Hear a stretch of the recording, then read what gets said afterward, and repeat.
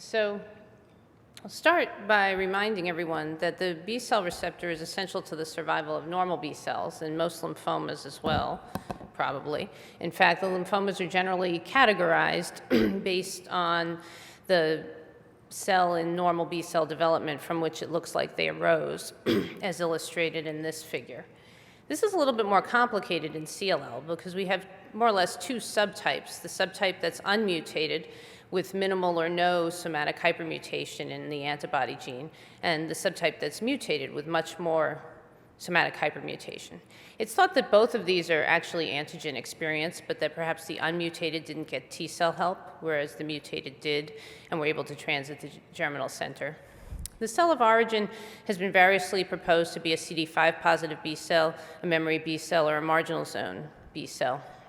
But one thing that's important to note is that by gene expression profiling, these two subtypes of CLL are more related to each other than they are to any of the other B cell types that were tested or B cell lymphomas.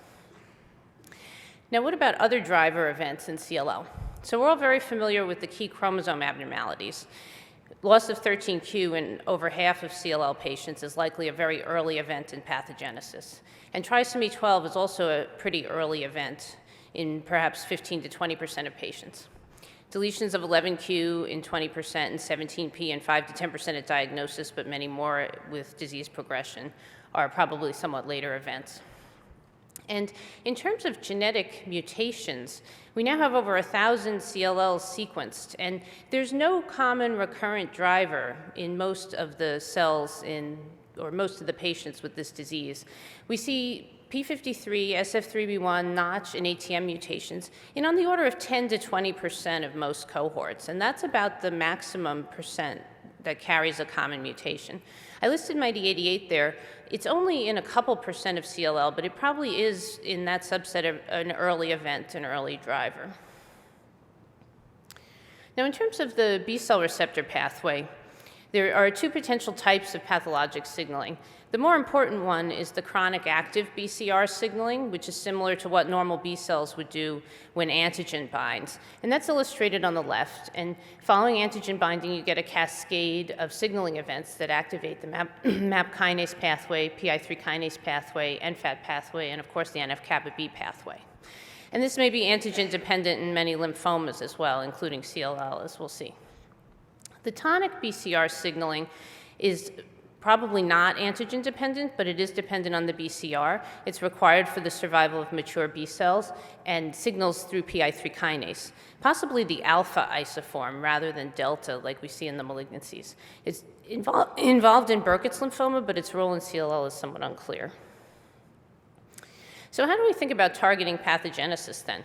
You know, traditionally, we often think of activating genetic events as what we want to target. And so this would include, for example, activating translocations like BCR-ABL if they affect a targetable gene. We don't have any of those in CLL. Other lymphomas do, but they're not always so easy to target. And for example, now that we have a good BCL2 inhibitor, we see that its activity, venetoclax, is actually greater in CLL, where BCL2 is driven primarily by overexpression and not genetic, as compared to follicular lymphoma, where it is a genetic event. And cyclin D1, for example, in mantle cell lymphoma or MYC and Burkitt's are obviously much harder to target. Alternatively, we could think of activating somatic mutations if they affect a targetable gene and are true disease drivers. And so the classic example of this would be kinases, of course, like EGFR mutations in lung cancer. And we don't really have any of those in CLL. I just showed you the 4 main mutations. 2 of them are tumor suppressors, so those don't target. SF3B1 is probably gain of function, but its pathophysiology in CLL is quite complicated, and what the downstream targets or what the impact of inhibiting it would be is not clear. And similarly, Notch1 is gain of function, but again, its pathophysiology in CLL is a bit obscure. We are actually going to be, at our place, testing a gamma secretase inhibitor in CLL, in Notch-mutated CLL in the future. So that leaves us with number 3, constitutively or aberrantly activated pathways that are not mutated. And the question of how we know these are drivers that are really required for the disease. And so that's where the BCR pathway falls in CLL. I just wanted to digress briefly to mention activated B-cell type diffuse large B-cell lymphoma, which is also dependent on chronic active BCR signaling. And there you actually do see activating mutations in a subset in CD79A and B at the membrane and CART11 downstream as shown in the figure. But interestingly, even cell lines of this type that don't have those mutations are still dependent on the proteins. They're still dependent on the signaling pathway. If you knock them down, you can kill the cells. So again, making the case for the signaling pathway independent of the mutations. Now what about BCR signaling in CLL? This is a figure from a review by Jen Wyack in Blood a couple of years ago that I think illustrates it fairly nicely. And so if we start in panel A in the upper left, antigen, which we'll talk more about, presumably binds to the B-cell receptor, and you can see there the heavy and light chains. CD79A and B are non-covalently associated with the receptor. When antigen binds, they're phosphorylated by Lyn and Syk, and you assemble the complex shown in B in the lower left, which includes BTK. And then this leads to downstream events shown in panel C. So BTK gets phosphorylated by Lyn and Syk as well as by BTK itself.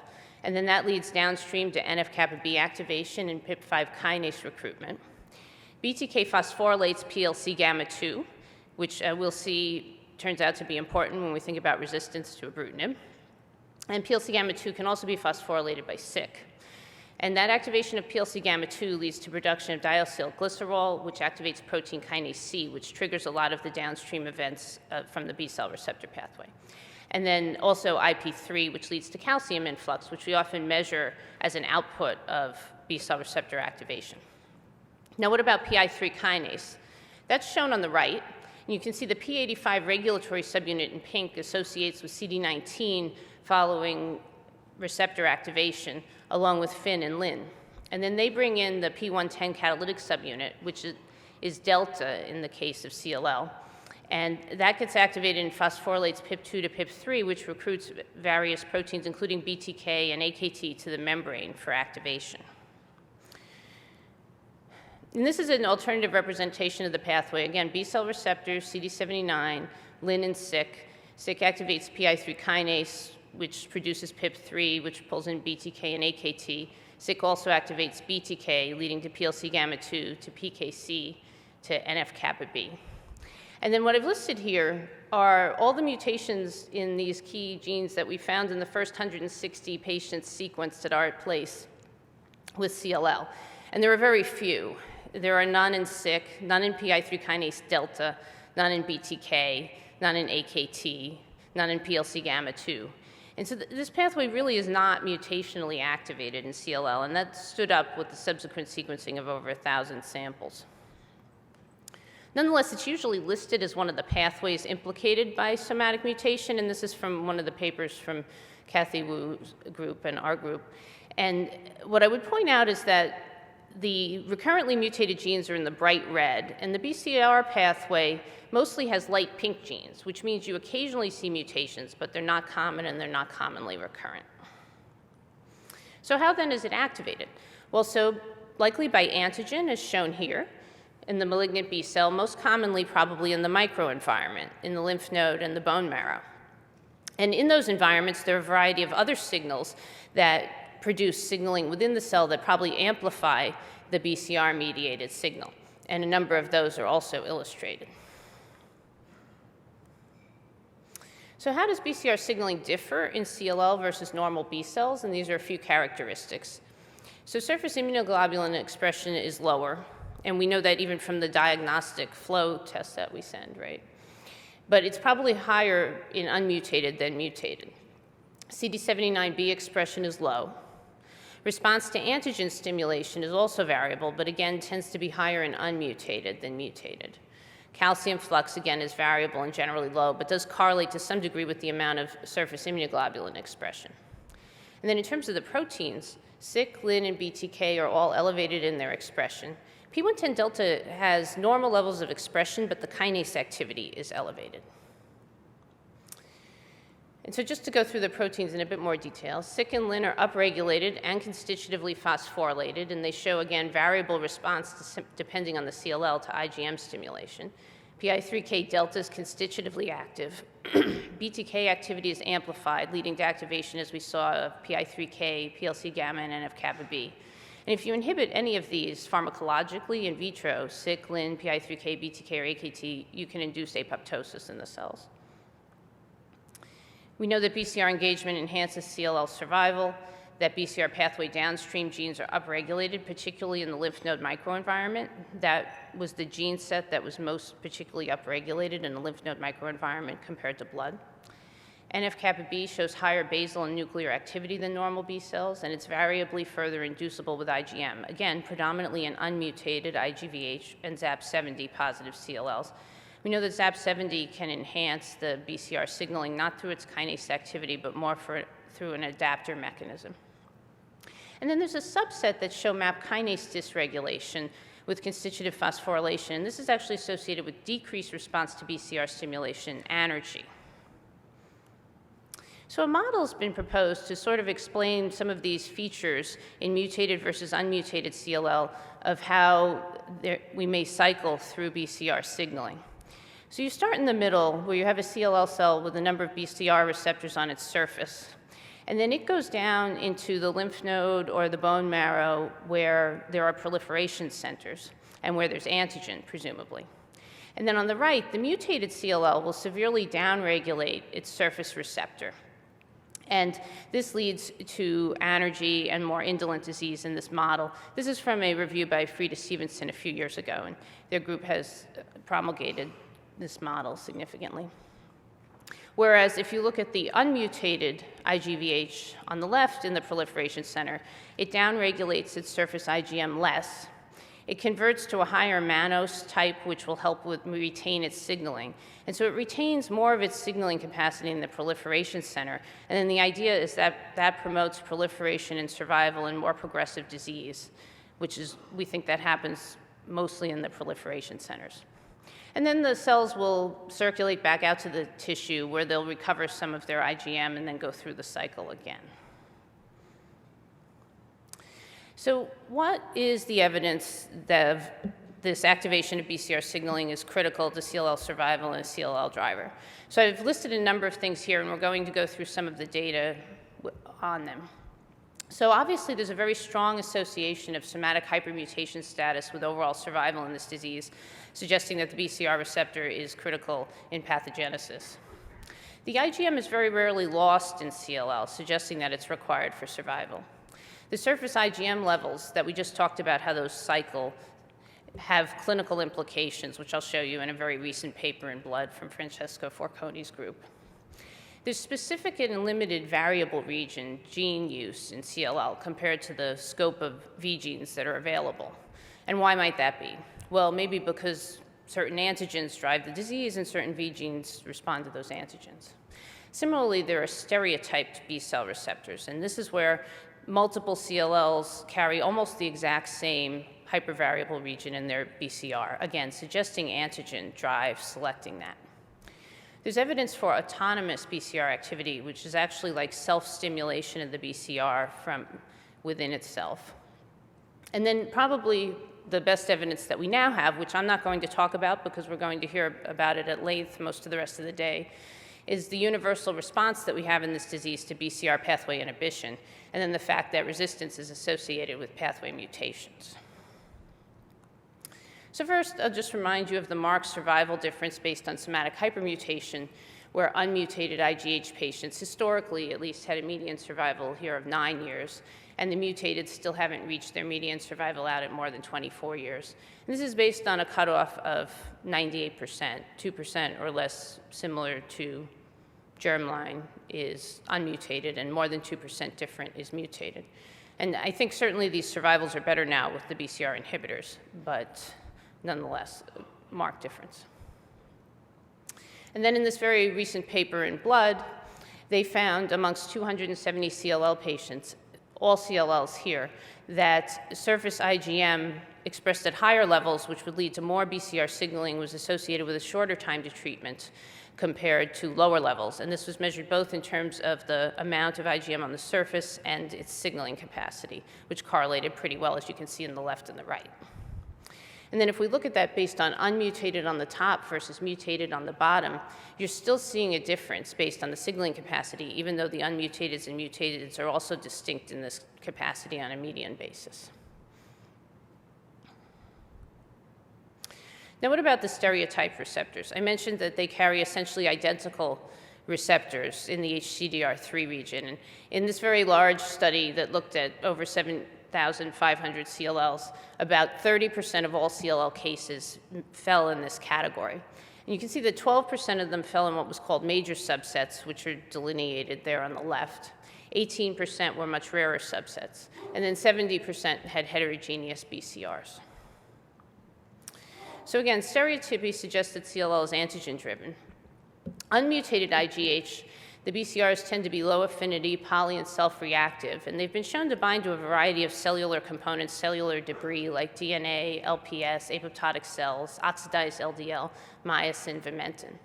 The mutated IGHs are usually more monospecific. Suggested examples of targets include the Fc tail of IgG. And there is a paper looking at one particular subset that uses the V3-7 gene that binds with high affinity to a yeast antigen. So some of these may be microbial antigens as well. Now, interestingly, these stereotyped subsets affect clinical outcome. This is a recent paper that looked at the stereotyped subsets in relation to our known cytogenetic categories. And you can see at the top, subset 4 is doing extremely well, whereas subset 2 is down at the bottom with deletion 17p doing very poorly. Again, suggesting that this is important in the pathogenesis. Now, a paper several years ago came out in Nature suggesting that CLL-derived B-cell receptors had autonomous signaling capacity. And that's illustrated here in a heterologous system that has no ability to signal through B cells, where you can see on the left that you induce calcium flux with 4 different CLL B-cell receptors, but you don't see it in the middle with receptors from a variety of other B-cell lymphoproliferative disorders. And they mapped this epitope. It was actually in an invariant region, and mutation of that would abolish this. So that raises the possibility that in some cases, there may be autostimulation or that the receptor may serve as an antigen for itself. And Pelagia presented some data at EHA on a couple of stereotype subsets, suggesting a somewhat similar phenomenon. So I'm just going to show you one of the subsets that he showed. This is subset 2. This is an aggressive subset. The one that was down there was 17p. And it uses V321, both heavy and light chains, and it tends to be BCR responsive.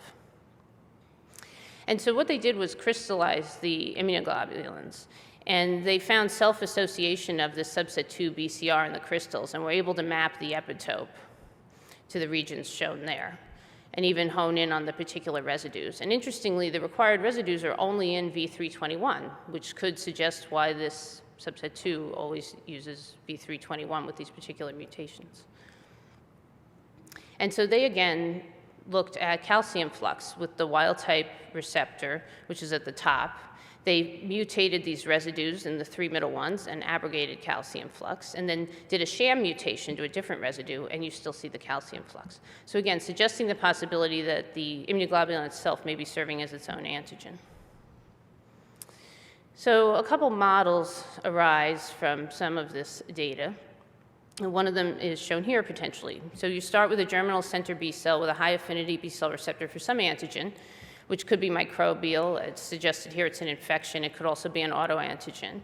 And that results in persistent proliferation, and then you get the acquisition potentially of mutations that lead to dysregulation of proliferation in the middle, but a still antigen responsive subtype. And then in this model, in the far right, as you continue to proliferate, you may acquire additional mutations that make the B-cell receptor itself autonomous. And this one's a generally similar idea. You start with a B-cell with persistent stimulation with self or foreign antigen, possibly a predisposition to clonal expansion. You get polyclonal expansion. This allows the acquisition of genetic lesions that may allow further expansion. Now, this shows low-count MBL there. We know that low-count MBL actually has different V gene usage from high-count MBL. So at that low-count level, some of them may have the capacity to go on to become high-count with additional mutational events, as shown. Others may just stay low-count, as down at the bottom. and then eventual progression to CLL, either with more genetic mutations or progression of the BCR independence. So I think these proposed models and this data really do emphasize the potential importance of the BCR pathway to CLL.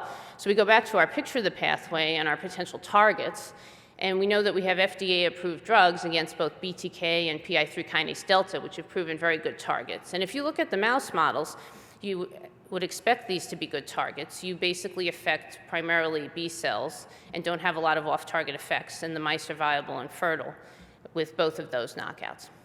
Lyn and Syk are often also thought of to be very good targets. Syk does result in an embryonic lethal knockout mouse due to vascular defects, and whether that would be relevant in an adult human with inhibiting it is unclear. Lyn has a much more complicated role. You can still actually result in antigen response in the Lyn knockout, and you do get some autoimmunity. So how that would play out is not as clear, although it is constitutively expressed and active in CLL.